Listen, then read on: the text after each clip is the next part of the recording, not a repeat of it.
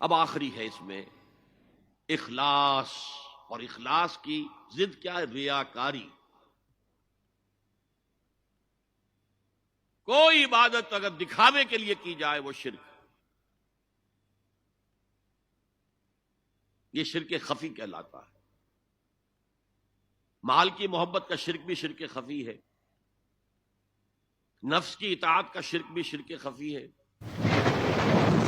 اور یہ سب سے خفی شرک ہے۔ حضور نے فرمایا صلی اللہ علیہ وسلم، من صلی یرائی فقد اشرکا ومن صام یرائی فقد اشرکا ومن تصدق یرائی فقد اشرکا۔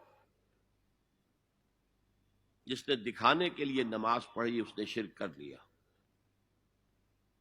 جس نے دکھاوے کے لیے روزہ رکھا اس نے شرک کر لیا، جس نے دکھاوے کے لیے خیرات کی، صدقات دیے، وہ شرک کر چکا۔ قد اشرکا، قد اشرکا، یہ عربی کے مزاج سے واقفیت ہو، فعل ماضی پر قد جو ہے وہ پرفیکٹ ٹینس بن جاتا ہے، کر چکا، وہ شرک میں ملوث ہو چکا۔ من صلی یرائی فقد اشرکا ومن صام یرائی فقد اشرکا ومن تصدق یرائی فقد اشرکا۔ اور تجزیہ کر کے یہاں تک بتایا کہ اگر کوئی شخص نماز پڑھ رہا ہو اور جب وہ یہ دیکھے کہ کوئی اسے دیکھ رہا ہے تو اپنے سجدے کو طویل کر دے تو یہ شرک ہے۔ فرض کیجئے 5 سیکنڈ کا سجدہ وہ کر رہا تھا، اب اس نے 7 سیکنڈ کا کیا ہے، یہ 2 سیکنڈ کس کے لیے ہے؟ اس ایک سجدے کے 2 مسجود ہو گئے، وہ 5 سیکنڈ کا سجدہ تو اللہ کے لیے، 2 اس کے لیے شرک ہو گئے۔ ایک اور بات فرمائی صلی اللہ علیہ وسلم، شرک خفی کو پہچاننا اور دیکھنا اتنا ہی مشکل ہے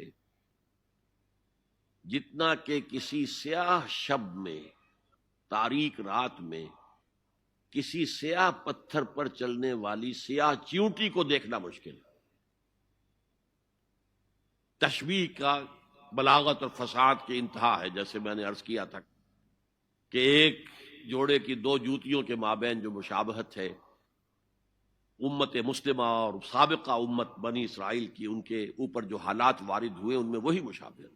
تاریک شب ہے، سیاہ پتھر ہے، اس پر سیاہ چیونٹی رینگ رہی ہے، جتنا اس کو دیکھنا مشکل ہے اتنا ہی شرک خفی کو پہچاننا مشکل۔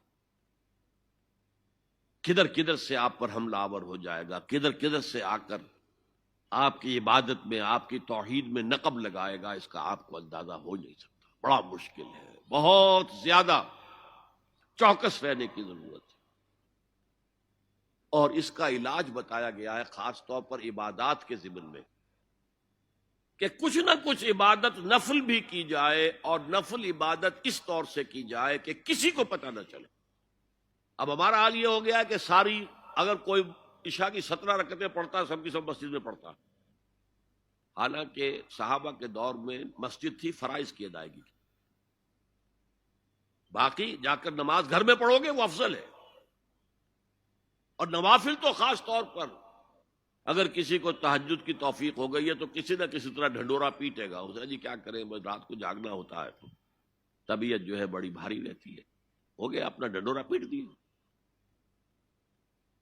تو اس سے تو مرض اور 2 آتشا ہو جائے گا، ریاکاری اور بڑھ جائے گی۔ اسی طریقے سے صدقات نافلہ فرمایا ایسے دو کہ داہنا ہاتھ جو کچھ دے بائیں ہاتھ کو پتہ نہ چلے، کسی کو پتہ نہ چلے۔ اس سے وہ ریاکاری کی جڑیں کٹتی ہیں، ریاکاری کی جڑیں جو ہیں دل کے اندر سے کٹتی ہیں۔ یہ علاج ہے ریاکاری کا، لیکن ریاکاری شرک۔ اب میں آخری بات پر آ رہا ہوں۔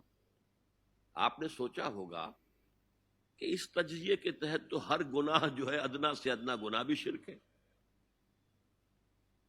فجر کی نماز کے وقت اگر اٹھ کے نہیں گئے اور چادر یا کمبل کو سیدھا کر کے لیٹ گئے تو یہ شرک ہے۔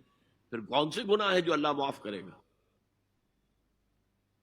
یہ جو میں نے آیت آپ کو 2 دفعہ جو آئی ہے سورہ نساء میں سنائی، ان اللہ لا یغفر ان یشرک بہ ویغفر ما دون ذلک لمن یشاء، اللہ تعالیٰ اس کو تو ہرگز نہیں بخشے گا کہ اس کے ساتھ شرک کیا جائے، البتہ اس سے کم تر جس کو چاہے گا بخش دے۔ تو جان لیجئے یہ جو باریک تجزیہ میں نے کر کے بتایا ہے یہ اپنی جگہ 100% درست ہے، لیکن ان میں جو یہ چیزیں ہیں، کوئی کوتاہی ہو گئی، کوئی گناہ ہو گیا، کوئی شریعت کی مخالفت ہو گئی، نفس کے کسی اس وقت کے دباؤ میں آ کر، یہ گناہ شمار ہوں گے اگر یہ آپ کی طبیعت ثانیہ نہ بن جائے۔ اگر یہ آپ کی سیکنڈ نیچر بن گئے تو ایک گناہ بھی ساری تباہی لانے کے لیے کافی ہے۔ اگر آپ نے ڈیرے ڈال دیے، غلطی ہو گئی، معافی مانگو، توبہ کرو، استغفار کرو، اللہ صاف کر دے گا۔ نہیں کرو گے تو پھر ایک گناہ پر بھی دوام اگر ہو گیا اور اس گناہ نے ایک نے بھی تمہارا احاطہ کر لیا تو وہ جہنم میں خلود کی وعید قرآن میں آئی ہے۔ بلا من کسب سیئۃ واحاطت به خطیئتہ فاولئک اصحاب النار هم فیہا خالدون۔ کیوں نہیں جس نے کوئی ایک بھی بڑا گناہ، چھوٹا نہیں، یہ چھوٹے چھوٹے گناہ جو ہوتے رہتے ہیں، گناہ کبیرہ، لمم جن کو کہا گیا ہے، اس کی اللہ تعالیٰ کے ہاں پکڑ نہیں ہے، بلکہ وضو کرتے ہیں تو ہاتھوں کے اس طرح کے گناہ وہ دھل جاتے ہیں، آنکھوں کے گناہ دھل جاتے ہیں۔ گناہ کبیرہ اگر ایک بھی کریا اور مستقل کیا اور اس پر ڈیرے ڈال دیے اور وہ آپ کا احاطہ کر لیا، آج کے دور میں سود کا نظام، سودی کاروبار، وہ تو آپ کا احاطہ کر گیا، آپ کے پورے وجود کا احاطہ کر گیا۔ بھلا من کسب، اور کسبہ کہتے ہیں جان بوجھ کر کرنا۔ ایک ہے خطا سے ہو گیا، غلطی سے ہو گیا، وقتی طور پر کوئی تحریک ایسی ہو گئی، غلط ماحول میں بیٹھے ہوئے تھے، اس کے زیر اثر کوئی آپ سے بھی غلط حرکت سرزد ہو گئی، کبھی نفس کا جوش کچھ ایسا ہوا کہ آپ مغلوب ہو گئے، ٹھیک ہے، اسینشلی وہ شرک ہے، لیکن یہ شرک گناہ کے درجے میں شمار ہوگا اگر آپ توبہ کر لیتے ہیں، رجوع کرتے ہیں، استغفار کرتے ہیں، اللہ بخشنے والا۔ لیکن اگر ایک گناہ کبیرہ بھی جان بوجھ کر اختیار کر لیا اور اسے مستقل اپنی زندگی کے اندر شامل کر لیا، بلا من کسب سیئۃ واحاطت بہ خطیئتہ فاولئک اصحاب النار هم فیہا خالدون، تو وہ پھر جہنمی ہیں، آگ والے ہیں، اور اس میں ہمیشہ ہمیش کے لیے رہنے والے۔